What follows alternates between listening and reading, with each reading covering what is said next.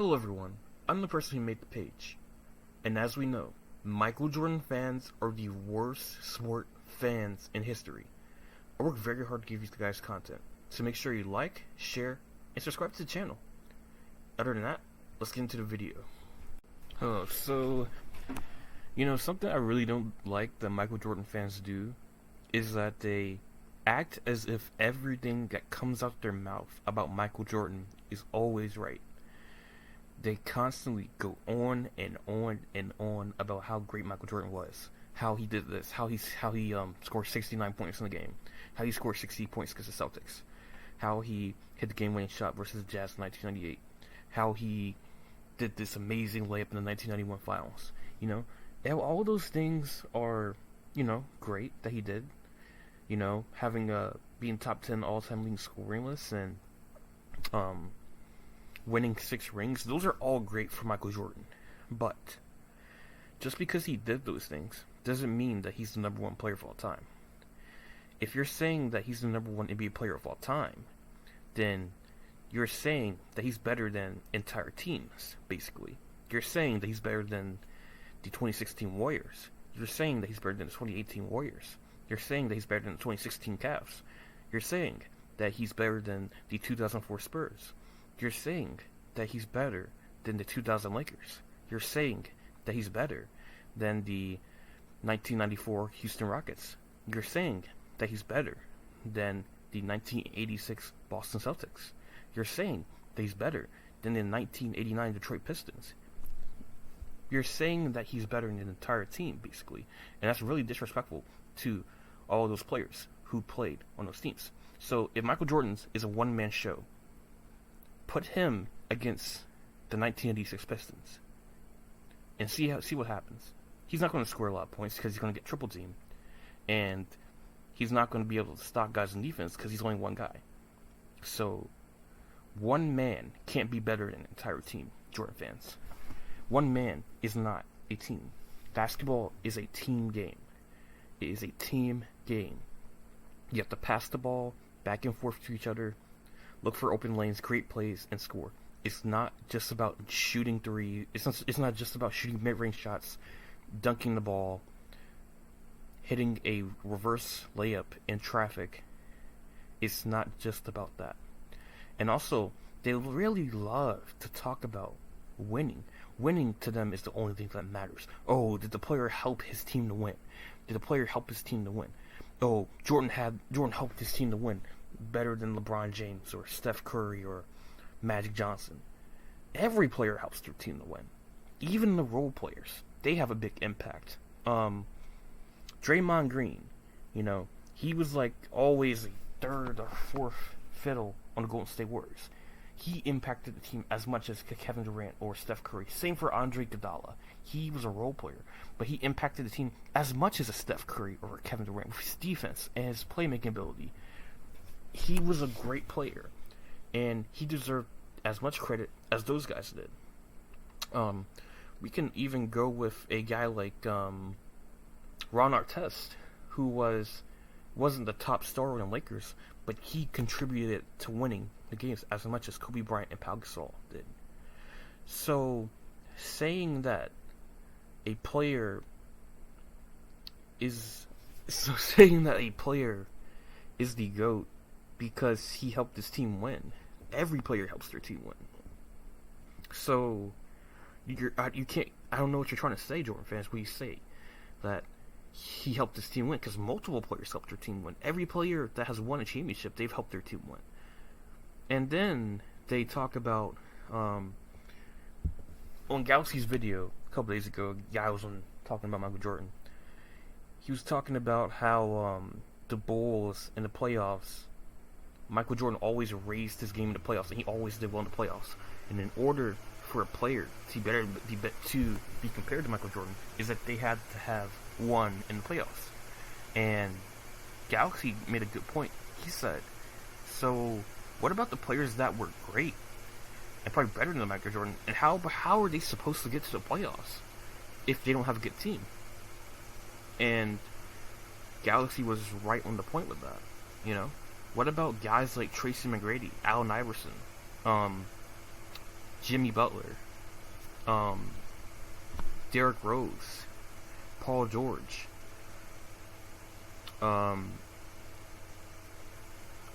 Reggie Miller, trying to think, Shaquille O'Neal. Not Shaquille O'Neal.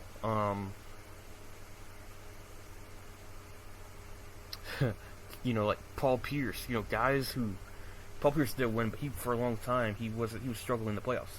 But those are guys who played well, and for long chunks of their career, they weren't able to get out of the playoffs. They weren't able to get out of the playoffs, and get to the finals. So how does it work if a player is better than Michael Jordan, more skilled than Michael Jordan, but they can't even get out of the playoffs, and that instantly defeats them, and that means that Michael Jordan's better than him, which is wrong because Michael Jordan's team, they had great chemistry. They had such good chemistry, and they were all great players. It wasn't just Michael Jordan. What about on teams like those Orlando Magic teams that Tracy McGrady had? They must have not had great chemistry. The players weren't as skilled as, the guys Michael Jordan was playing with. So, Tracy McGrady was great. But how can he not get compared to Michael Jordan if he doesn't get out the playoffs? And they talk about impact of winning on a team. You have to win. Oh, Jordan helped his team win. If a team loses, it's the number one guy on the team's fault. And it's not the number one guys on the team's fault. There are other things that happen in a basketball game. What if the number one guy is playing his best basketball, and his teammates are just missing shots, and not playing good defense, and missing coverages on defense, and not really going in there and playing, but he's playing well. What if he's having an off night like all-stars in the NBA do? They have an off night and have an off series, even an off series, and they start struggling, they can't knock down their shots. So it's instantly his fault when there are other guys out there who are supposed to step up when their player isn't playing well? And it's not necessarily fair, and when Michael Jordan had an off night, nobody said anything. They were saying, oh, Michael Jordan's human. He's human. He's a human being. He's just like everyone else. But if LeBron James has an off night, they go, LeBron James is a flopper. He's a terrible leader. He's not better than Michael Jordan. He's a fraud. He doesn't deserve any credit he has gotten throughout his NBA career. I don't understand that. And another thing I want to talk about was there was this guy on YouTube a couple days ago. He made a video about Michael Jordan, and it was about the 1995-96 Chicago Bulls team. That had won that championship that year. They won 72 games that year, and they were trying to compare Jordan at 35 on that team compared to LeBron James at 35, who had Carmelo Anthony, Russell Westbrook, Anthony Davis, and Dwight Howard on the Lakers. And the Lakers that year, we didn't make the playoffs. And they were trying to say LeBron James has no excuses at all because he had all these stars on his team. And just like as if they hadn't been watching the NBA the past 5 years and watched all of the things that those stars individually had gone through, except for LeBron James and Anthony Davis. So I want to tell you this: how was LeBron James supposed to win when Carmelo Anthony at that point in his career had basically become a spot-up shooter ever since he left New York? He had just strictly become a spot-up shooter, because the injuries and the age factor. He was getting older. He couldn't do as much as he used to be able to do, So at that point, Carmelo was a role player. Russell Westbrook had just gotten to LA. It wasn't a good situation at all. Russell Westbrook never fit the team. He couldn't play beside LeBron James, and it was just a bad fit. And just like how a lot of trades were a bad fit. How in the 2013 season, like how Kobe Bryant and Dwight Howard didn't mesh together.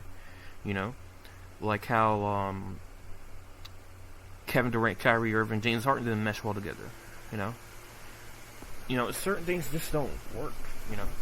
And what about and then another guy on the team, Dwight Howard, who has had injuries in the past few seasons.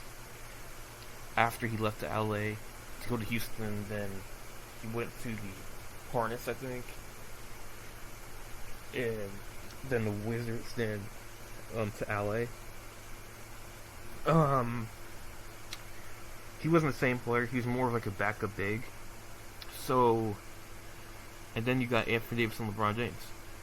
So what I want to say is, you look at Michael Jordan, all of his teammates were in their prime.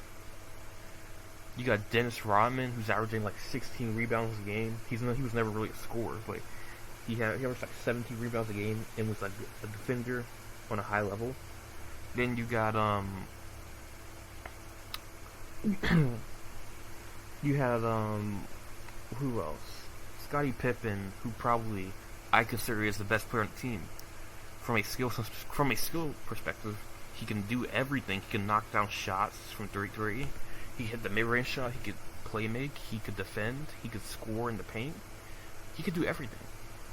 I don't understand why Michael Jordan is always taught as the number one guy on the team. Just because Michael Jordan can score a lot of points. Okay, whatever. But then you have Steve Kerr, who's a great shooter. Ron Harper, great defender, great playmaker, could score a little bit. So, and these guys have really good chemistry. The Lakers didn't have great chemistry. So what I'm trying to say is, those Lakers teams, they weren't built to win. They weren't built to win, and you can't compare LeBron James and Michael Jordan's careers together because there are two different players. They aren't the same player. They do not deserve to be compared together. LeBron James went through different things than Michael Jordan did. So you can't compare those two guys together because they went through two different they had two different stories that were told, and they're still being told with LeBron. So you can't compare those two together. You know? You can't compare two guys together to debate who's the number one player of all time. Because LeBron James is asked to do different things than Michael Jordan. You can't compare Kobe Bryant and Michael Jordan together. They may play similar, but Kobe Bryant and Michael Jordan are asked to do two different things on their teams when they were winning. So you can't do that. It's not fair. And for the guy who said that, you should have known that was a stupid comparison. All those guys, except for Anthony Davis and LeBron, were out their prime. Russell Westbrook didn't fit on the team. So that was a really terrible comparison. Yeah. But anyway, guys, make sure you like, share, and subscribe to the channel. And I may be on Galaxy's show this weekend if he's going live. I may be on there. But make sure you guys just like, share, subscribe, and I'm out.